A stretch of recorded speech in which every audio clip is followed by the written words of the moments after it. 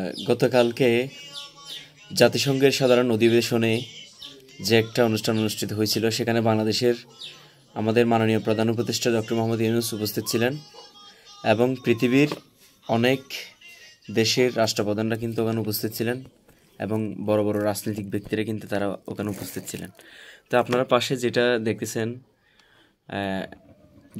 জাতিসংঘের সাধারণ অধিবেশনের যে প্রোগ্রাম চলছিল, তখন যে ইসরায়েলি প্রধানমন্ত্রী বেনিয়ামিন নেতানিয়াহু যখন তার বক্তব্য প্রদান করছিলেন, তখন সারা বিশ্বের নেতারা গাজায় যে তিনি হত্যাযজ্ঞ চালিয়েছেন, সেজন্য সারা বিশ্বের নেতারা কিন্তু তার বক্তব্য প্রত্যাখ্যান করে সকলে বেরিয়ে গেছেন এবং তার এই বক্তব্যকে সকলে ঘৃণার সাথে দেখছেন এবং তার সামনে থেকে সকলে চলে গেছেন।